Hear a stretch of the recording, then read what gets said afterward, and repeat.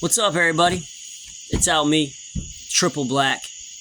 You know, I'm just living it how I'm feeling it. We are out here in the world on the freedom side of the fence, might I add. And I'm gonna go ahead and give y'all a couple more. This is chapter 12, Life in the Blues. Oh, look! I hooked up this YouTube shit today, right? It's called the fuck did I name that thing? It was Prison Blues 16.10. That's what I'm trying to like. Everybody was like, yeah, you need to put them shits in like one place. So I'm still working on it. I don't really know like what you will find or what you don't so far. Like I only got one subscriber. So I don't know. Check that out. Or not, you know what I'm saying? Like whatever you feel like doing. I'm still trying to get the gist of how all this shit works. But I'm not even like super pressed like on the bread situation. I'm really not. I'm more like, I just want people to like hear this shit. Like this shit was real. You know, like I live this shit. I'm not even just like, this right here, you can't recreate this. Like you got to go through the motherfucking shit. You got to be forged over and over and over again. Like it's just a whole different thought and theory. Alright, look. So we're gonna get down on this shit. And I'm at this is chapter 12. Alright. This is riding and dying inside. I gotta figure this whole thing out too, because I feel like I'm looking down the whole time. Whatever. Alright, look. It says riding and dying inside. It says, on the ride back to the jail, I went over everything I said to the detectives during my interrogation and what was said in conference room 3. I could not, for the life of me, understand why she was trying to give me so much time. Why was she trying to ban me from life? I ain't do nothing to her. Don't I deserve to live free? I mean, look, I know I fucked up that night. I know that. But you know what? So did he. He pulled his gun out on me for no reason. Tried pulling me out the window of the truck. And after I shot, he shot at me 3 times. I ain't no attorney. That much is obvious. I really feel like mistakes were made on both sides. But goddamn, 40 years though? You want me to sign a piece of paper to say I'm gonna do 40 years in the penitentiary? Alright. Back at the jail, I told everyone in my pod what happened. And I got 2 different responses. The first opinion came from an old black dude that said he had been up the road twice. He was like, tell him to suspend 20 out of the 40 and sign it before the ink dries. I was like, what? Listen, hold on. This is Virginia. Come on vacation, leave on probation, come back in a violation. And he was like, Virginia's giving away football scores. I didn't even know what it meant at the time. But they talking about years of your life. When was the last time you seen an NFL game be like 3-7? 3-10. No. 14-21. That's what you get. Alright. Everybody laughed. I shouldn't probably do the extra thing, because when I do that, I feel like I'm taking away from the story. That's my bad, but I'm here now. Alright, look. Obviously, I was not feeling that situation because I was only 23 years old. The other response came from a white dude named Buck that I had been working out with. He said, if they're offering a plea, then maybe you still got a chance to beat it. I really liked his theory. After we were done talking, I hopped on the phone and I called my North Star. She would know what to do. After I told my mom about my adventure, she went silent. For the first time in my life, she was completely speechless. I think in that moment, the reality of the grim situation really broke her down. I could hear the pain in her voice. I'm glad I didn't have to see her face. She said she was going to call the attorney that had represented a few of my family members when we lived in Mass and see what he thought. We exchanged goodbyes and I hung up. Note, that is the first time we have ever hung up before the automated lady's voice told us that we had to. I called my mother back later that night and she said, my attorney told me that you probably would have gotten 10 years if you were in Mass because the bullet didn't actually hit him, but the fact that the officer is claiming emotional trauma is going to screw you. My mom sounded hopeful, but she is my mom. Days turned into weeks, weeks turned into months. I still had no fear that my lawyer would get me out of here. All I wanted to do was write what was on my mind so I could somehow process what was happening to me. So I bought a pen and a pad and I started writing. Best thing I ever did. Even after being locked up for almost a year, I could still not get used to doing nothing all day. I'm too high strung. I noticed that the closer I got to my court dates, the less I ate and the more that I worked out and the more that I jacked off. The only way I could get a good night's sleep was to work my body into exhaustion and crash. Which, by the way, I had to do at least 5 times a week. Eat, shit, work out, jack, repeat, sleep. That's it. I couldn't believe how angry jail made me. I would sit around in the pod looking at these people around me, and they would make me fucking sick to my stomach. It was like they didn't even mind being here. The parasites of society are perfectly content to sit around and do nothing all day. I mean, I like tabletops too, but goddamn, all day long? I made a vow to myself in that moment of clarity to never, ever become one of them. No, not Tammy and Mario's son, not Richie D, and definitely not Slick. See, I'm trying to stay like at 10 minutes. Alright, look. This is a good one.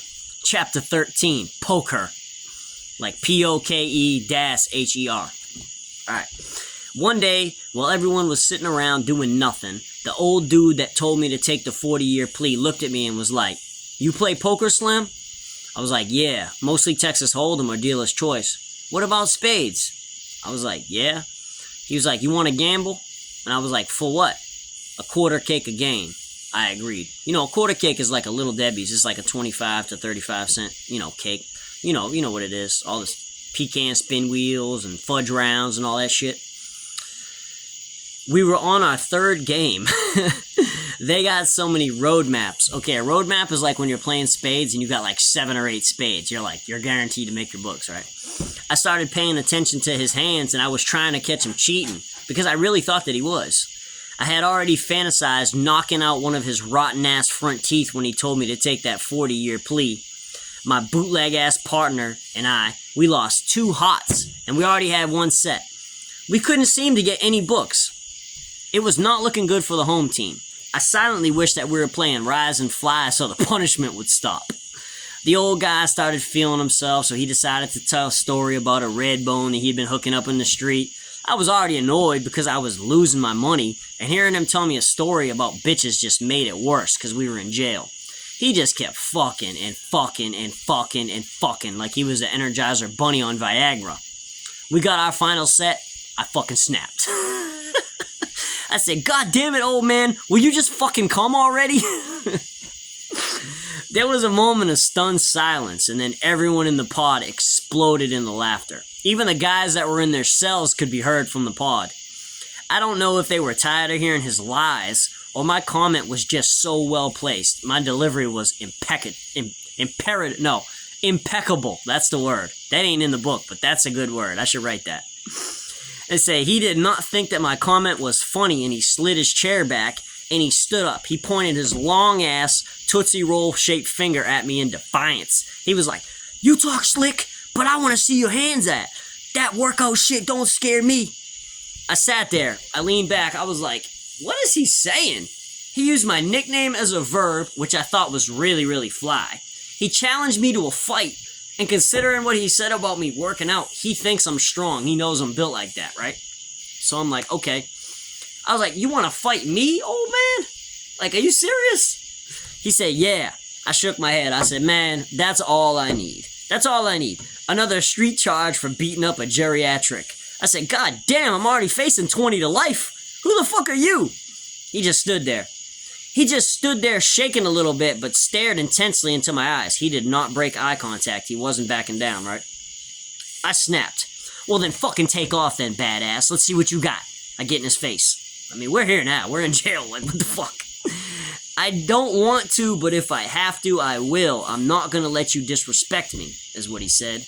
"The only thing between me and you is space and opportunity. What's up?" Right? I waved him in. "Yeah, come on, get you some." Like Neo style. Like, come on.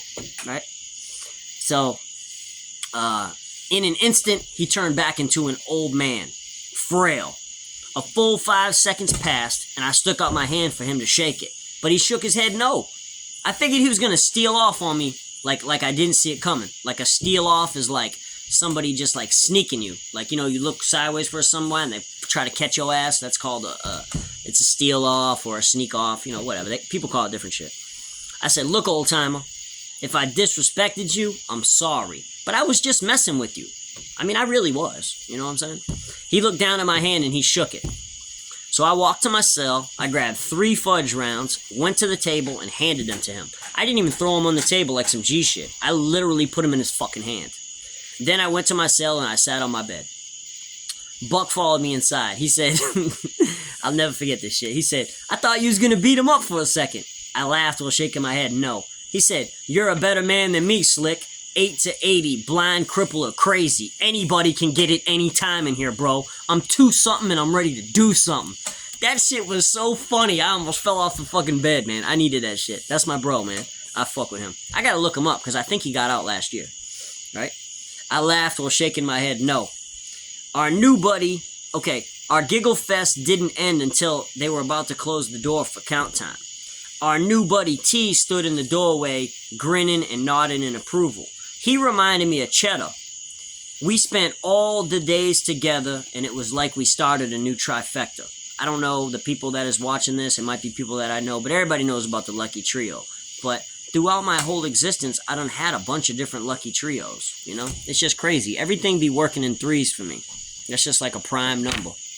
All right. Oh, shit. Said, Buck and I used to stay up all night drinking coffee and cocoa playing AC-Doocy. I don't know if you guys know AC-Doocy. That's like when you roll the dice and shit. He used to ask me at least once a week for my blessing to marry my sister Allie. I would get so pissed off for a split second. I'd be on some the fuck was that movie, man? Tony Montana. When dude was in the car and he was like, your sister's beautiful, and he snapped the fuck out. That's how I felt every goddamn time. But his delivery was like he was serious about it. So I said, then I would see the sincerity in his eyes and I'd laugh it off because nobody was good enough for my sister. That's it, man. That's, what the fuck was that? That's 12 and 13, man. I hope you guys are enjoying this because I still got this is a whole lot. Some of this shit is the glossary, but that's like this is like a real book, man. This is like real life. Hey, look, if you like this shit though, for real, I'm in the infant stages, okay? I don't really know what the count is, but like I said before, man, Prison Blues 16.10. Look me up. We can get up there. I'm trying to take all my videos that I be doing and put them in one place in case somebody has a level of interest in this shit. They can just hop up there and check it out. And another thing I noticed is when I be doing the live or putting it on the news feed, sometimes people don't catch it before it goes way down and shit. So if you see any of these videos and you're yo, I missed such and such and such and such, just holla at me. You know what I'm saying? Fuck it, I'll put that shit on the news feed again. I don't care. We're here now. But the game plan for real though is to get this thing to a certain point, and I'm working on getting it published. I got this dude on Amazon that's kind of down on my soul right now. I mean, they want $500-600, so I'm trying to work it out. I want to get it in a real form. The whole thing. I went out and bought this computer and shit for almost $300, and I just be down on it, but I just don't get it, man. This shit is it's like hieroglyphics to me. And I'm pretty good with certain shit. I ain't no fucking idiot. Everybody know that about me, but I'm just trying my best. But then there's so many different things, and it's just too much. So that's where I'm at. You know what I'm saying? I like to read this shit and then give you a little extra of what's really going on. But we at almost 15 minutes, so I'm gonna peel out. These long videos, they take a long time to upload. So like I said, man, holla at me. This is the Slickster. Over and out.